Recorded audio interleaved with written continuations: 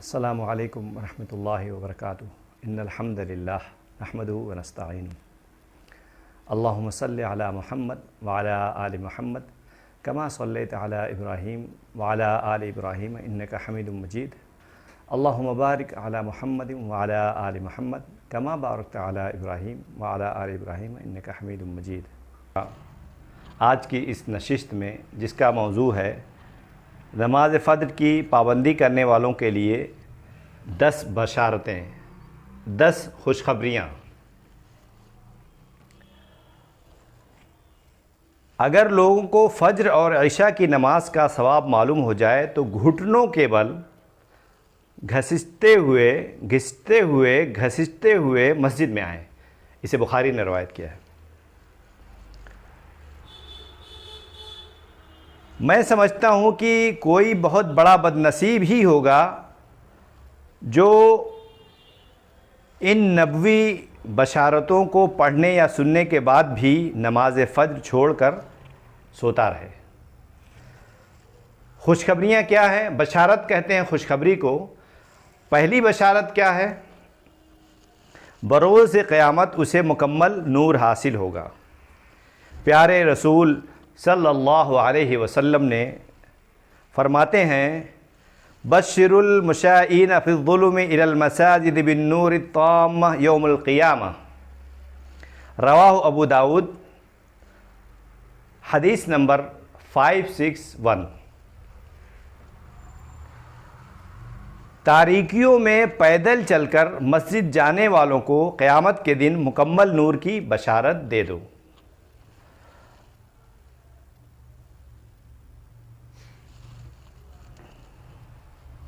دوسری بشارت، فجر کی سنت موقدہ دنیا و مافیہ سے افضل اور بہتر ہے تو پھر فجر کی فرض نماز کی کیا فضیلت ہوگی؟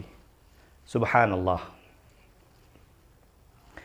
پیارے رسول صلی اللہ علیہ وسلم فرماتے ہیں فجر کی دونوں رکعتیں یعنی سنت دنیا و مافیہ سے بہتر ہے۔ اسے مسلم نے روایت کیا ہے، حدیث نمبر 725۔ تیسری بشارت یعنی تیسری خوشخبری، ہمارے رسول صلی اللہ علیہ وسلم فرماتے ہیں جو بندہ اپنے گھر سے مسجد کے لیے نکلتا ہے تو اس کے ہر ایک قدم پر 10 نیکیاں لکھی جاتی ہیں، اور مسجد میں بیٹھ کر نماز کا انتظار کرنے والا گویا مسلسل نماز پڑھ رہا ہے یہاں تک کہ وہ اپنے گھر کو لوٹ جائے۔ اسے مسند احمد نے روایت کیا ہے، حدیث نمبر 17459۔ چوتھی بشارت، نماز فجر میں فرشتے حاضر ہوتے ہیں۔ ارشاد باری تعالی ہے، اعوذ باللہ من الشیطان الرجیم، بسم اللہ الرحمن الرحیم،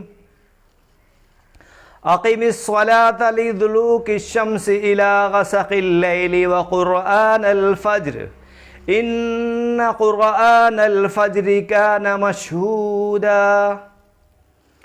نماز قائم کریں آفتاب کے ڈھلنے سے لے کر رات کی تاریکی تک، اور فجر کا قرآن پڑھنا بھی، یقیناً فجر کے وقت کا قرآن پڑھنا حاضر کیا گیا ہے۔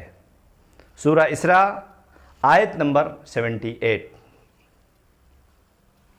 یعنی فجر کی نماز میں قرآن پڑھنے سے فرشتوں کی گواہی ہوتی ہے۔ پانچویں بشارت، پیارے رسول صلی اللہ علیہ وسلم فرماتے ہیں وہ شخص ہرگز جہنم میں نہیں جائے گا جو طلوع آفتاب سے پہلے اور غروب آفتاب سے پہلے نماز پڑھے، یعنی فجر اور عصر کی نماز۔ اسے صحیح مسلم نے روایت کیا ہے، حدیث نمبر 634۔ چھٹی بشارت، جریر بن عبداللہ رضی اللہ عنہ فرماتے ہیں ہم نبی کریم صلی اللہ علیہ وسلم کی خدمت میں حاضر تھے۔ آپ صلی اللہ علیہ وسلم نے فرمایا، چاند کی طرف نظر اٹھائی، 14ویں کا تھا، پھر فرمایا کہ تم لوگ تو اپنے رب کو اس طرح دیکھو گے جیسے اس چاند کو دیکھ رہے ہو، اسے دیکھنے میں تم کو کسی قسم کی مزاحمت نہ ہوگی۔ یا فرمایا کہ تمہیں اس کو اس کے دیدار کے متعلق شبہ نہ ہوگا، اس لیے اگر تم سے سورج کے طلوع اور غروب سے پہلے یعنی فجر اور عصر کی نمازوں کے پڑھنے میں کوتاہی نہ ہو سکے تو ایسا ضرور کرو۔ اسے صحیح بخاری نے روایت کیا ہے حدیث نمبر 573، اور مسلم نے روایت کیا ہے حدیث نمبر 182۔ ساتویں بشارت، پیارے رسول صلی اللہ علیہ وسلم نے فرمایا جس نے عشاء کی نماز باجماعت ادا کی تو گویا اس نے آدھی رات کا قیام کیا، اور جس نے صبح یعنی فجر کی نماز باجماعت ادا کی تو گویا اس نے پوری رات تہجد پڑھی، یعنی پوری رات عبادت میں رہا۔ اسے مسلم نے روایت کیا ہے حدیث نمبر 656۔ آٹھویں بشارت، پیارے رسول صلی اللہ علیہ وسلم نے فرمایا جو شخص نماز فجر پڑھنے کے بعد اپنی جائے نماز پر بیٹھا ہوا یعنی نماز پڑھنے کی جگہ پر بیٹھا رہے تو فرشتے اس کے لیے دعا کرتے ہیں، اور فرشتوں کی دعا یہ ہوتی ہے اے اللہ اس بندے کی مغفرت فرما، اے اللہ اس بندے پر رحم فرما۔ اسے مسند احمد نے روایت کیا ہے حدیث نمبر 1251۔ نویں بشارت، پیارے رسول صلی اللہ علیہ وسلم نے فرمایا جو شخص فجر کی نماز باجماعت ادا کرنے کے بعد طلوع آفتاب تک بیٹھ کر اللہ کا ذکر و اذکار کرتا رہے پھر 2 رکعت نماز ادا کرے تو اسے پورا حج اور عمرے کا ثواب ملتا ہے۔ سبحان اللہ۔